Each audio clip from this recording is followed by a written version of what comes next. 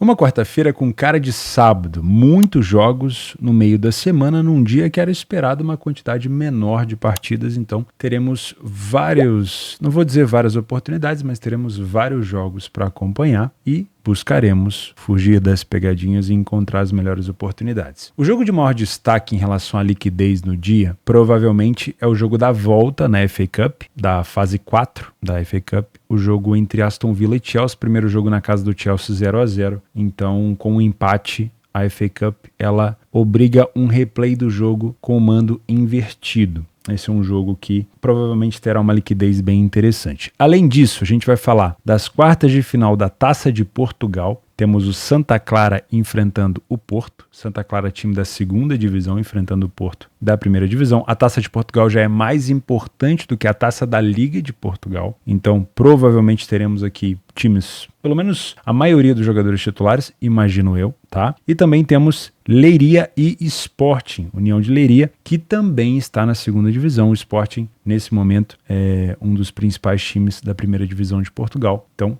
provavelmente teremos também um Sporting bem titular por aqui. Além disso, temos quartas de final da Copa da Alemanha. O Saarbrücken da terceira divisão enfrenta o Borussia Mönchengladbach da primeira. Temos que respeitar a equipe do Saarbrücken. A gente vai falar com um detalhe dessa equipe aqui. Eu vou te mostrar por que o Saarbrücken pode ter esperança sim de chegar numa semifinal da Copa da Alemanha, mesmo estando numa terceira divisão e disputando um jogo mata-mata, jogo único com uma equipe de primeira divisão. Além disso, temos o primeiro jogo ida e volta, né, da semifinal da Copa do Rei, entre Atlético de Madrid e Bilbao. Nessa terça-feira que eu estou gravando esse planejamento, teremos Mallorca e Real Sociedad, e agora, nessa quarta, teremos Atlético de Madrid e Bilbao. Jogo muito parelho, muito difícil. Bilbao provavelmente vai tentar levar esse confronto aqui para o jogo da volta sem muita desvantagem. E, obviamente, para o estilo novo do Atlético de Madrid, que é um estilo mais ofensivo, mais exposto, é mais complicado pegar esse time do Atlético de Bilbao, que é muito forte no contra-ataque, muito forte na bola aérea. Vai ser um jogo muito bom de se assistir. E para finalizar, temos aqui no Campeonato Carioca, Flamengo e Botafogo. Mais um clássico, onde temos uma equipe muito mais favorita em relação à outra. Acabamos de ver Flamengo e Vasco, onde o Flamengo era também muito favorito. O Flamengo não mereceu a vitória. Na verdade, o Vasco não mereceu perder, mesmo o Flamengo tendo perdido um pênalti. O Flamengo teve várias oportunidades de sofrer gol naquele jogo. E o mercado vira e mexe tem essa de ignorar a questão do clássico, a questão da história e pensar só no nível técnico dos jogadores e simplesmente precificar o jogo. Então, sinceramente, é mais uma partida onde eu vejo um jogo muito mais parelho do que propriamente um favoritismo claro por aqui. Mas a gente vai falar isso com detalhes no nosso planejamento de hoje. Meu nome é Theo Borges e eu espero conseguir te ajudar a fazer o melhor planejamento possível para essa quarta-feira, dia 7 de fevereiro.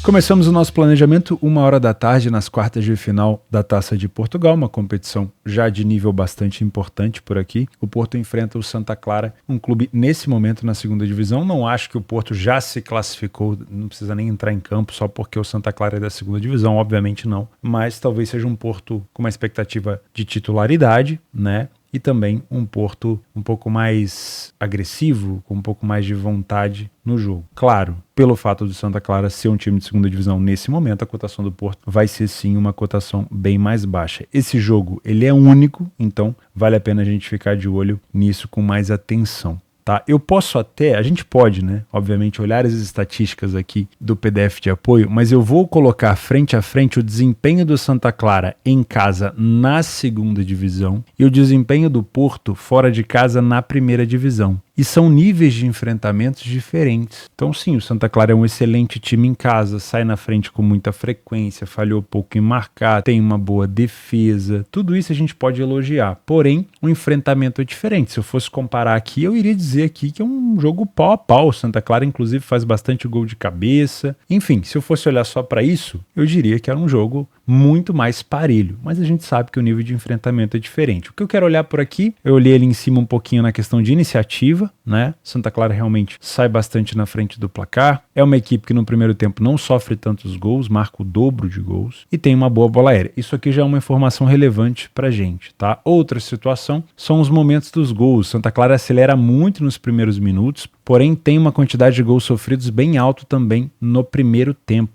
80% dos gols sofridos são até os 40 minutos de jogo. Depois volta a sofrer lá nos últimos minutos. O Porto não sofre tantos gols, sofre no meio do primeiro tempo e no meio do segundo, e acelera aqui no meio do primeiro tempo, no final do primeiro para o início do segundo e lá nos últimos minutos de jogo. É muito complicado a gente utilizar estatística quando o confronto é de divisão diferente. Tá? São divisões diferentes, com níveis de enfrentamentos diferentes. Por mais que o Santa Clara estivesse na primeira divisão no ano passado, algumas coisas podem ter mudado. E, obviamente, os confrontos do Santa Clara hoje na segunda divisão não são contra equipes de primeira. Então, a gente não pode utilizar tanto número para querer balizar que o Santa Clara vai fazer isso ou aquilo. Ok? Para mim é um jogo que é muito mais valioso, se você quiser trabalhar, você trazer para o ao vivo. Se você tiver a oportunidade, 1h da tarde, eu sei que é um horário ruim para a maioria das pessoas, eu sei que é um horário complicado, então se você não puder, tudo bem, deixa passar. Também não precisa inventar moda. Agora, se você puder acompanhar ao vivo, é interessante, porque aí você vai entender, primeiro, se o Porto vai colocar o time titular ou não, a intensidade do Porto nos primeiros minutos de jogo, que é justamente onde o Santa Clara costuma tanto marcar os seus gols, mas também sofrer 80% dos gols sofridos no primeiro tempo. É um time que sofre com muita frequência ali naqueles minutos iniciais. Então, como que o Porto vai reagir a isso? É um Porto que vai fazer aquela marcação-pressão que fez contra o Estoril fora de casa, que não deixou o Estoril respirar? Ou é um Porto que vem mais para estudar o jogo, para jogar no contra-ataque? Tá bom? Tudo isso é uma informação que a gente só vai ter depois que o jogo começa. Eu, como um trader, adoro essa cotação do Porto 1,40. Sei que o Porto não venceu no último jogo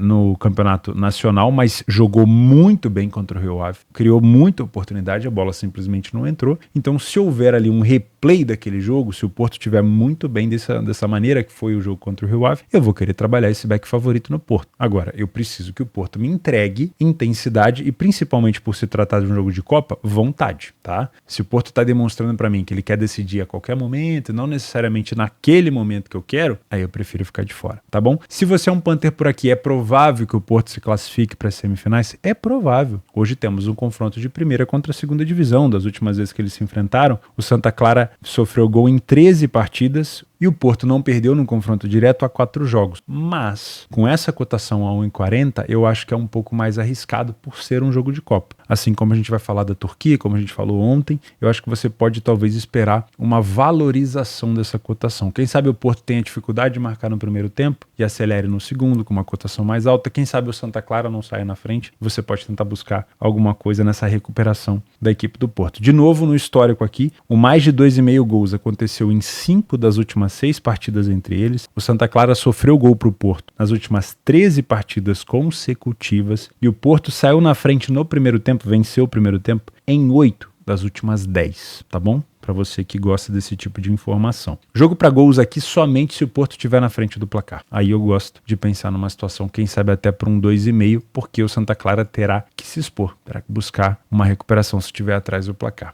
Tá bom? É provável que vença o Porto, mas a gente poderia tentar buscar uma cotação um pouquinho mais alta por aqui. Às 16h45 temos mais um jogo da DFB Pokal, das quartas de final da Copa da Alemanha. O Saarbrücken da terceira divisão enfrenta o time de primeira divisão do Borussia Mönchengladbach. E temos um favorito claro aqui para o mercado, mas a gente vai conferir que talvez o buraco seja mais embaixo para a equipe do Gladbach. Antes da gente começar, vou pedir para você deixar o like nesse vídeo, que ajuda muito para o YouTube entregar para novas pessoas que ainda não conhecem o canal.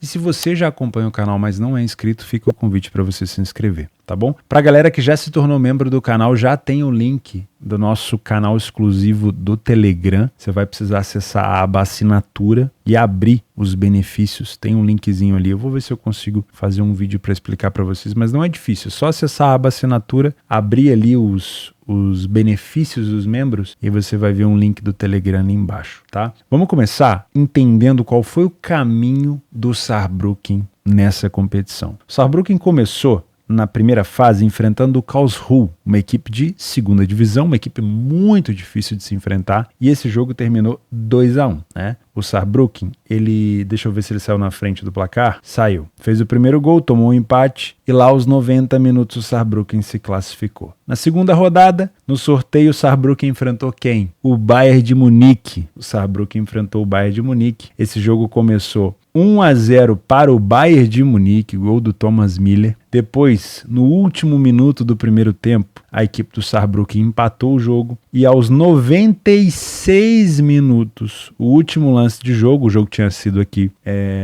estipulado até aos 96, o juiz deu 6 minutos de acréscimo. No último lance do jogo, o Saarbrücken se classificou. Só aí já tinha valido a participação do Saarbrücken. Eliminou um dos maiores campeões, eliminou o maior time da Alemanha, talvez hoje junto com o Leverkusen, né? Vamos para as oitavas de final. Quem que o Saarbrücken enfrentou? O Frankfurt. O Frankfurt, time de primeira divisão, que deu uma coça no Bayern de Munique recentemente, aí um 5-1, né? Um cacete. E vai o Frankfurt enfrentar o Saarbrücken na casa do Saarbrücken. Difícil passar pelo Saarbrücken lá, né? Quanto foi o jogo? 2-0 para o Saarbrücken. Impressionante. Saarbrücken fez aos 64 e aos 78 o 2-0. E aí, agora, nas quartas de final, de novo um time de primeira divisão no caminho do Saarbrücken, na casa do Saarbrücken, Borussia Mönchengladbach. É claro que isso aqui é roteiro de filme. Porque se passa pelo Gladbach, ainda vai ter um sorteio para ver quem que vai enfrentar. A DFB Pokal é assim, né? Ela faz sorteios para definir ali semifinal. A hora que sair semifinal já sai o chaveamento para final, né? Ano passado nós tivemos várias equipes das divisões inferiores da Alemanha. Eu gosto muito da Pokal, onde o Leipzig foi campeão. E olha, dependendo se passar, o Saarbrücken poderia pegar, por exemplo, o Kaiserslautern, da segunda divisão. Poderia pegar o Fortuna Düsseldorf, da segunda divisão. Nesse momento que eu estou gravando, ainda não começou Leverkusen e Stuttgart. Mas também poderia pegar um dos dois, que seria pedreira, né? Mas pegando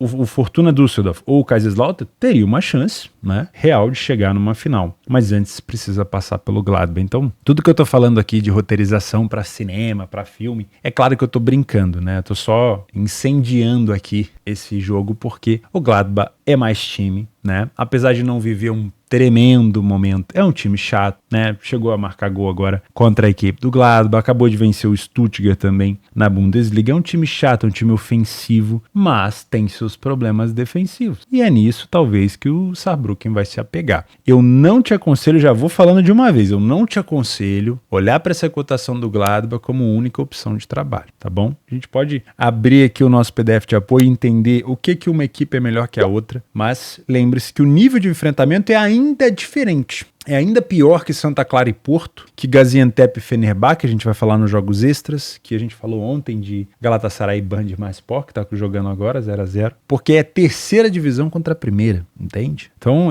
a gente pode olhar, vamos olhar aqui, eu tenho no PDF de apoio a terceira divisão da Alemanha, porque eu gosto, tem algumas pessoas que trabalham e me pediram. Então olha aí, ó. O time do Saarbrücken vence mais dentro de casa do que o Gladbach fora. Saiu na frente quase que na mesma quantidade. Falhou um pouquinho mais em marcar, tem um pouco menos de gols marcados. Tem uma defesa mais sólida do que a do Gladbach. O primeiro tempo das duas equipes é bem parecido, o Gladbach marca e sofre mais. O segundo tempo do Saarbrücken me parece um pouco mais forte. As duas equipes são muito boas de bola aérea, mas é aquele cobertor curto. Lembra do aplicativo de namoro? A bola aérea ofensiva do Saarbrücken está dando um selinho na bola aérea defensiva ruim do Gladbach e assim sucessivamente, né? O famoso match.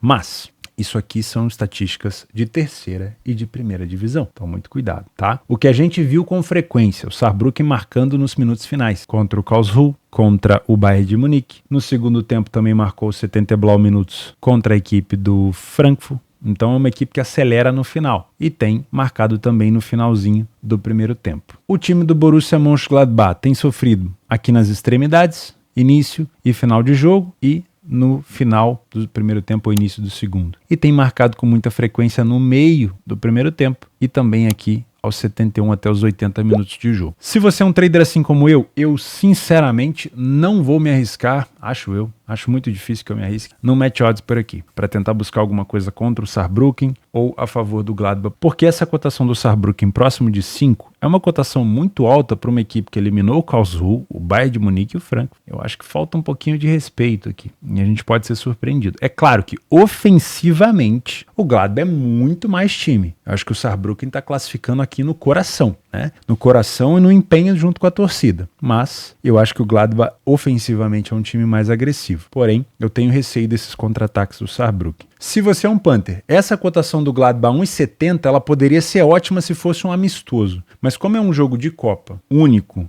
de uma equipe que já eliminou grandes outras equipes e dentro de casa já está com esse estigma, eu não entraria numa cotação de 1,70. Se a cotação do Gladbach fosse acima de 2, 2,20, até valeria o risco, porque realmente uma hora tende a acabar esse sonho do Saarbrücken. Mas 1,70 eu ainda acho uma cotação baixa. Até porque o time do Gladbach é péssimo defendendo bola aérea, tem uma defesa também horrorosa. Quantidade de gols sofridos pelo Gladbach em 10 jogos, 26 gols. Uma média de 4,5 gols por jogo no geral e 2,6 gols sofridos por jogo, tá? Então, sinceramente, eu gosto muito mais de pensar aqui num over 1,5, com uma cotação mais alta lá no final do jogo. Num 2,5, se o jogo terminar com o primeiro tempo ali 1-0, pode ser interessante. Se o Saarbrücken estiver atrás do placar, então nem se fala. Porque se o Saarbrücken estiver atrás do placar, confiando nesse sonho de que ele vai recuperar de novo, porque ele recuperou contra o Bayern, acho que só contra o Bayern que ele saiu atrás, né? Mas ele fez gol no final contra todo mundo. Então, nesse sonho de recuperar, se ele estiver atrás do placar, aí o Gladbach pode jogar um banho de água fria nesses caras. E aí a situação pode ficar complicada, porque você se expor contra um contra-ataque do Gladbach, você tá procurando problema, né? E aí pode ser interessante buscar gols. Agora, se o jogo tiver 1-0 para o Saarbrücken, eu não sei até que ponto o Saarbrücken não vai querer segurar esse jogo. Aí o Gladbach pode tentar utilizar a bola aérea e tudo mais. E eu adoraria trabalhar o 2,5 gols se o Gladbach estivesse na frente do placar no primeiro tempo. Seria muito bom. Agora, se você acredita que o time da primeira divisão vai eliminar o time da terceira, pelo menos pega uma cotação mais alta, tá? Eu acho que o Gladbach pode se complicar por aqui, sim. Seria um roteiro muito bonito ver um Saarbrücken ali contra um Kaiserslautern ou contra um Fortuna. Quem sabe chegando numa final, cara.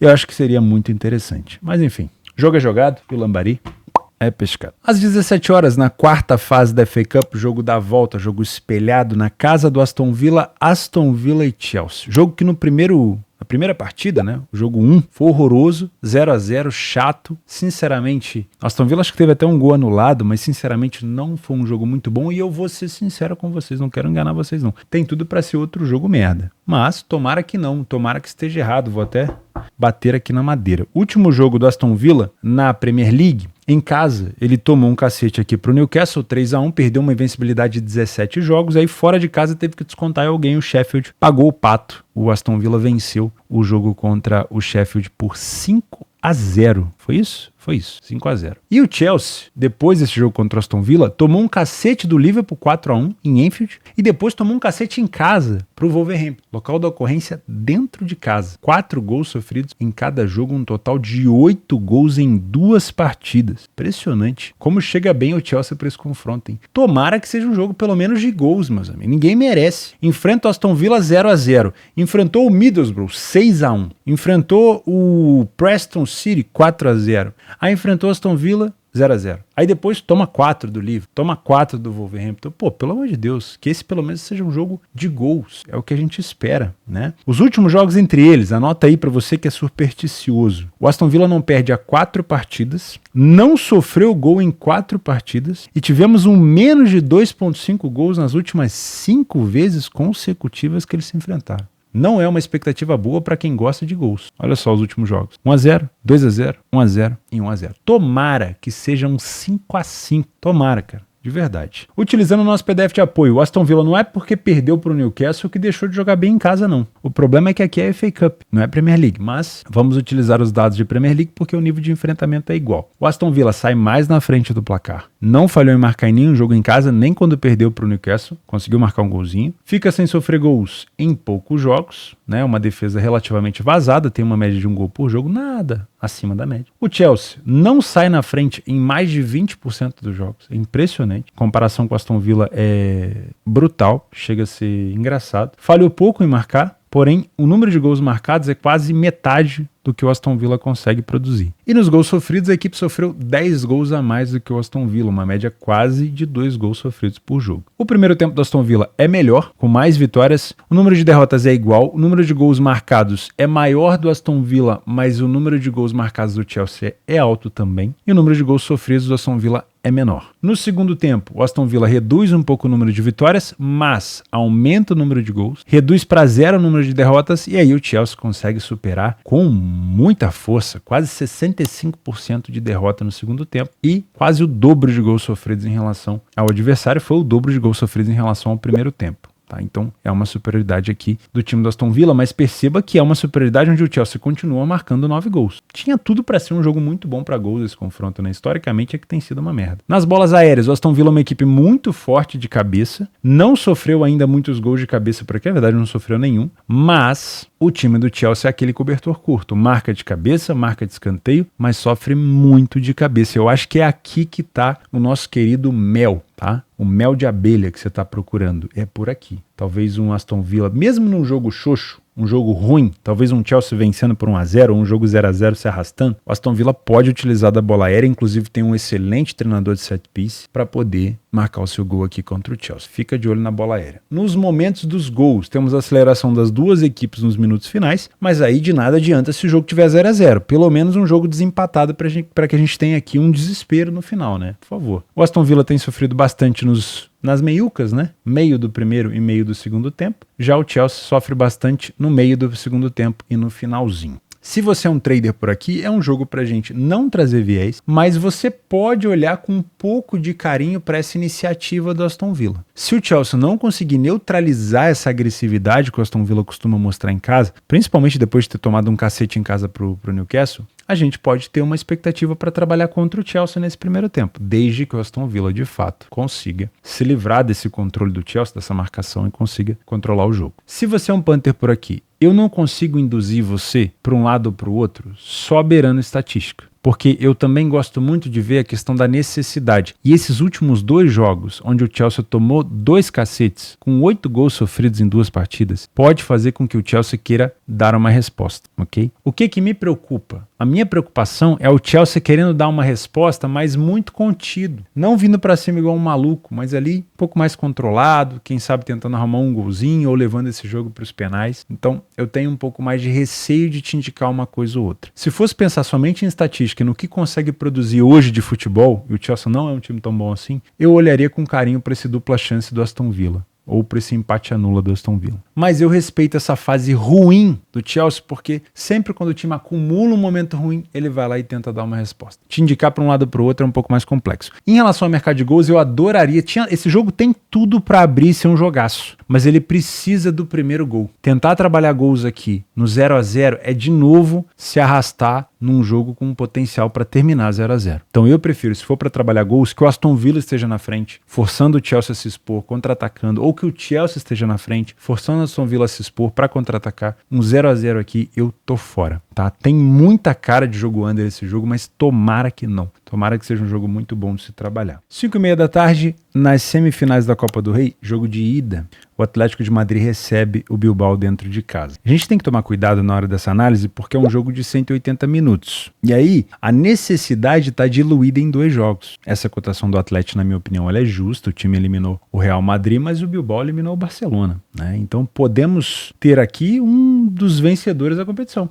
né? Se o Atlético vencer o Bilbao, ele pegaria o Mallorca ou a Real Sociedad. A Real Sociedad, se passar, é um time muito, muito chato. Mas, como os dois eliminaram Real Madrid e Barcelona respectivamente, passam, na minha opinião, a ser os favoritos para o título, né? Um dos dois. Eu fui dar uma olhada no histórico. A última vitória do Bilbao na casa do Atlético, em todas as competições, tá? Desde que tenha sido jogado na Espanha, porque eles disputaram um jogo da Supercopa da Espanha em 2022, o Bilbao foi o campeão, mas esse jogo foi na Arábia Saudita. Quando esse jogo foi na Espanha, eu fui procurar aqui, né, histórico de confrontos das equipes na Copa do Rei. A última vez que eles se enfrentaram na Copa do Rei em 2014, o Atlético de Madrid venceu e eliminou o Bilbao. Mas a última vitória do Bilbao na casa do Atlético de Madrid, nem sei, provavelmente não era ainda já no Metropolitano, era em outro estádio. Foi um 2-0 em 2011. Não tem nem informação do estádio. Provavelmente era no estádio antigo aqui do Atlético de Madrid, que eles mudaram de estádio recentemente. Então faz muito tempo. Porém, o que mudou também foi o estilo do Atlético. Hoje é um Atlético de Madrid mais agressivo, que cede mais espaço para o adversário e que tem, obviamente, essa dificuldade de não sofrer tanto os apavoros que o adversário cria. Antigamente era um Atlético de Madrid que marcava menos gol, mas era um Atlético muito forte defensivamente, que não cedia tantos espaços para o adversário. Hoje, com esse novo estilo, você tem um cobertor curto, você tem uma equipe que ataca muito, mas que produz também muito espaço para o seu adversário. E o Bilbao é uma equipe muito forte, muito chata. Provavelmente o Bilbao vai tentar fazer com que esse seja um primeiro jogo mais brando para que seja decidido em casa. O Bilbao não quer sair do Metropolitano com uma desvantagem muito grande, de preferência não sair em desvantagem, talvez até com uma vantagem pequena. E o Bilbao é uma equipe que tem uma agressividade também no ataque muito grande. Se fosse um jogo único, eu viria com uma expectativa de gols. Porque, por exemplo, 2-2, por exemplo, para o Atlético de Madrid e Real Madrid no tempo normal e 2-2 para o Bilbao e para o Barcelona no tempo normal, nos jogos agora das quartas de final, que é jogo único. Então, se fosse um jogo único, eu viria para trabalhar gols. Mas como é um jogo ida e volta, e são dois treinadores cascudos, principalmente o Cholo Simeone, eu não sei se esse jogo tende a gols. Eu tô um pouco encucado. O que eu vi de histórico aqui é uma quantidade muito grande de cartões. Em 5 dos últimos 7 confrontos tivemos o mais de 4,5 cartões. E em 5 das últimas 6 partidas tivemos o menos de 2,5 gols. Se você é uma pessoa muito arriscada, ousada, né, e gosta de um risco, esse 2,5 gols, esse under 2,5, pode ser curioso para pelo menos pensar numa correção de preço. Porém, tenho receio disso daqui, porque em caso de um gol cedo, a gente vai falar sobre essas estatísticas, a gente pode ter um jogo abrindo, né? Porque esse novo estilo do Atlético de Madrid não é um estilo tão brando na parte defensiva. Então eu tenho receio disso. Mas enfim, vamos olhar um pouquinho nas estatísticas. O Atlético de Madrid, na La Liga, saiu na frente 83% dos jogos em casa. O Bilbao, nem tanto, fora de casa. Então esse destaque fica para o Atlético de Madrid. O Bilbao falhou em marcar em 45% dos jogos. O Atlético não falhou em marcar em nenhum jogo em casa. De novo, destaque para o Madrid. O número de gols marcados do Atlético de Madrid é muito maior do que o Bilbao. E o número de gols sofridos do Bilbao é um pouquinho menor. Esse é o destaque para o Bilbao. No primeiro tempo, o Atlético de Madrid não é tão superior assim. Mesmo tendo muita iniciativa no jogo, o time do Atlético de Madrid até vence mais. Porém, o número de derrotas é praticamente igual. O número de gols sofridos é maior. E o número de gols marcados é um pouquinho maior. Mas, sinceramente, pelo nível defensivo do Bilbao, não dá para estipular aqui um favoritismo do Madrid, tá bom? No segundo tempo, sim. Aí nós temos mais vitórias, menos derrotas, muito mais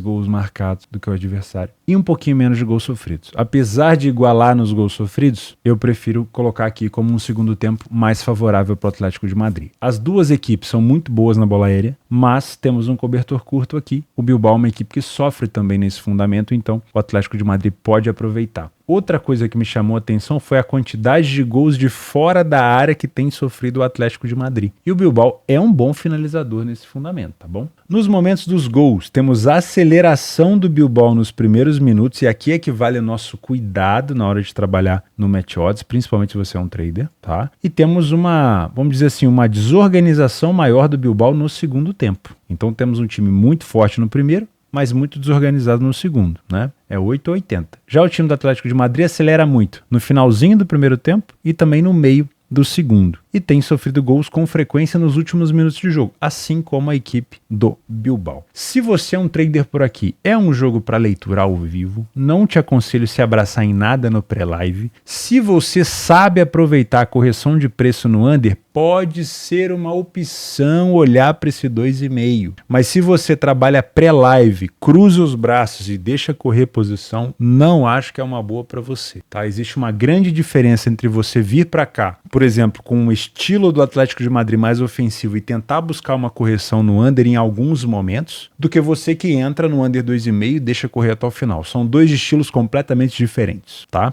Um é para pegar uma oscilação, uma correção de preço, e o outro quer pegar tudo. Na maioria das vezes, pode ser complicado porque o jogo muda. Um gol muda o jogo, né? Se for um gol do Bilbao, tende a ficar um pouco mais contido. O Bilbao já está em vantagem fora de casa, decide em casa. Se for um jogo do Atlético de Madrid, o Bilbao já pode se expor um pouco mais. Essa percepção você só vai ter no ao vivo. Então, se você não pretende trabalhar ao vivo, eu não te aconselho trabalhar esse under goals. Para trabalhar over goals nesse jogo, sinceramente, eu prefiro não te indicar. Pode até ser um 5-5, mas a tendência é que seja um jogo amarrado, tá? Se você é um punter por aqui, aí eu não te indico o under, não vou te indicar esse 2,5 gols, vou até tirar da sua frente aqui pra você não ficar tentado, mas eu vejo com bons olhos alguma coisa a favor do Atlético. Um empate anula, uma dupla chance. É que essa cotação do dupla chance vai estar muito esmagada. Mas alguma coisa a favor do Atlético. Faz muito tempo que o Bilbao não consegue vencer lá no Metropolitano. E o Atlético é uma equipe que vem muito motivada. Na verdade, motivação vem para os dois, né? Porque o Bilbao eliminou o Barcelona, mas o Atlético em casa é muito cascudo. E eu vejo um Bilbao tentando levar esse jogo para casa. tá? Então, sinceramente, se tivesse uma cotação até mais alta do Atlético, esse empate anula me chamaria um pouquinho a atenção, tá bom? Acho que é um jogo pro ao vivo. Para finalizar, às 17h45, tem vários jogos à tarde, hein? Caramba, uma quantidade muito grande de jogos ali quase que no mesmo horário. O Sport enfrenta a União de Leiria, aqui é um time de primeira contra a segunda divisão novamente. De novo, verifica a escalação do Sport antes do jogo começar, para ver se a gente vai ter um Sporting deixando claro que quer essa competição, que vai levar a sério, tá bom? Das últimas vezes que eles se enfrentaram, o Sport não perdeu para o União de Leiria nas últimas 6 partidas, e o último confronto entre eles foi em 2012. Não dá para levar isso em consideração, o Leiria tá agarrado na segunda divisão há muito tempo, né? A famosa Caverna do Dragão. Então eu não vou levar em consideração esse histórico recente, não. O que a gente tem que levar em consideração é que o Sport hoje é um dos líderes da primeira divisão de Portugal. Perdeu a liderança momentaneamente, mas o Benfica tem um jogo a mais, então em caso de vitória, o time do Sporting recupera essa liderança, vitória no jogo da Liga, não esse jogo aqui das quartas de final da Taça de Portugal. Tá? Então, a gente pode considerar virtualmente o Sport ainda líder da primeira divisão contra uma equipe da União de Leiria que nesse momento ocupa a 13ª colocação na segunda divisão. A gente até poderia de novo olhar estatísticas por aqui, mas convenhamos, não dá para comparar, né? O Sporting hoje é uma das melhores equipes da primeira divisão, União de Leiria está longe de ser uma das melhores na segunda, então eu prefiro nem olhar estatística. De novo eu vou te aconselhar o live, o ao vivo, se você tiver condição às 17h45, talvez seja um horário mais tranquilo para você. Você chegando em casa, dá para pensar em pegar talvez o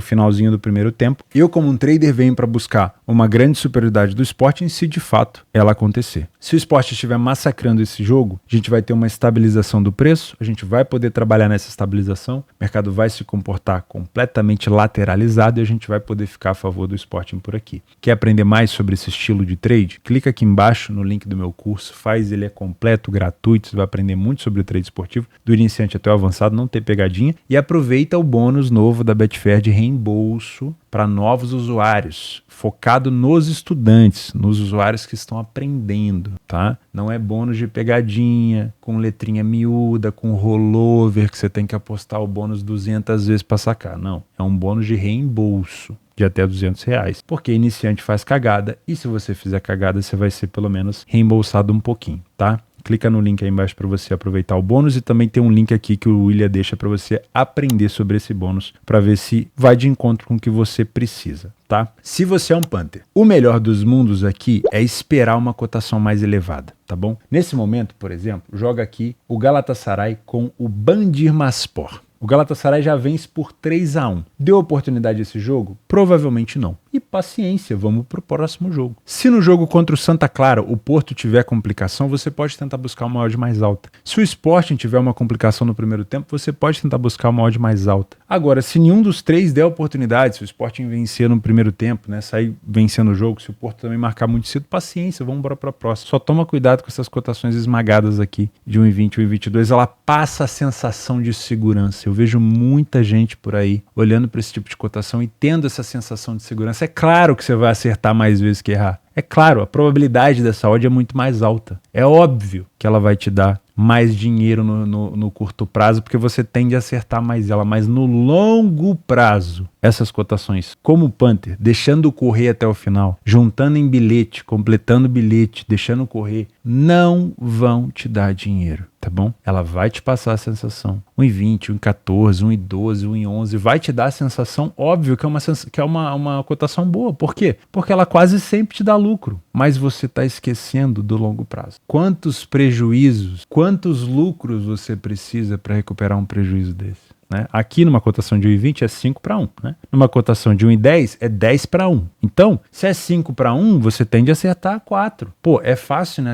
acertar uma sequência de 4 apostas. Aí perde 1, volta na estaca 0. E o 10-1 e 1,10? Pô, 9 vezes você vai acertar. Às vezes até 20 seguidas você vai acertar. Mas no longo prazo você tende a voltar para a média, de ficar numa relação ruim, porque é uma cotação ruim. Você não precisa ter medo de cotação alta, não. As cotações que dão lucro para profissionais são cotações de 1,70, 1,80, 2. As cotações que saciam a vontade de quem simplesmente acha que a aposta é bilhete é de 1,10, 1,15, 1,20. Se o teu intuito é ficar aqui no curto prazo, pulando de casa em casa de aposta, sem problema nenhum. Agora, se você busca algo um pouco mais sério, eu acho que vale a pena você evitar um pouquinho esse tipo de cotação. Quer buscar uma vitória do Sport? Torce para que ele saia atrás do placar. Torce para que ele tenha dificuldade no primeiro tempo. Quando ele acelerar no segundo tempo com uma cotação mais elevada, tua relação de lucro-prejuízo vai ser melhor, tá bom? Quer trabalhar gols? Sport na frente, porque o Leiria vai ter que se expor. Agora, um jogo que se arrasta no 0-0 é um jogo onde o não favorito, né, a zebra aqui, vai tender a se compactar. E aí pode ser mais difícil para o Sport penetrar na área. Nas opções de jogos extras que você tem nessa quarta-feira, não dava para falar sobre todos esses jogos com muitos detalhes, porque senão a gente pega um episódio de Game of Thrones já na quarta-feira, né? E o pessoal se assusta. Temos Gaziantep contra o Fenerbahçe. O Gaziantep é uma equipe que a gente acompanhou recentemente, enfrentando a equipe do Galatasaray, perdeu por 2-1. Não é uma equipe boba, se eu não me engano, até chegou a abrir o placar contra o Galatasaray. O que a gente tem que tomar cuidado aqui é com o time que vai a campo do Fenerbahçe. O Fenerbahçe enfrentando o Gaziantep fora de casa, sinceramente me parece um jogo onde o Fenerbahçe pode se complicar, tá? No dia 14 de janeiro, foi pouco tempo atrás, o Fenerbahçe foi pela Liga disputar um jogo fora de casa na casa do Gaziantep e levou o time titular e teve dificuldade para fazer o seu gol. Se for o time reserva do Fenerbahçe, o Fenerbahçe pode ter mais dificuldade por aqui, tá? Então cuidado. Temos o Celtic enfrentando o Hibernian e esse jogo é complicado porque as duas últimas vezes que o Celtic esteve na casa do adversário ele não venceu. 0-0 e um cacete sofrido aqui por 4-2. E o último jogo do Celtic foi um empate contra o Aberdeen que permitiu ao Rangers encostar. Não sei se o Rangers vai vencer o jogo. O Rangers joga já às 17 horas contra o Aberdeen. Se o Rangers vencer, tudo empatado e aí o Celtic vai ter que vencer esse jogo contra o Hibernian. É provável vitória? É, mas eu tomaria cuidado. Eu traria esse jogo pro live porque das duas últimas vezes não venceu. Copa da França, se eu não me engano, esse é um jogo das oitavas de final. PSG e Brest, o último jogo entre eles foi recentemente, agora na Ligue 1,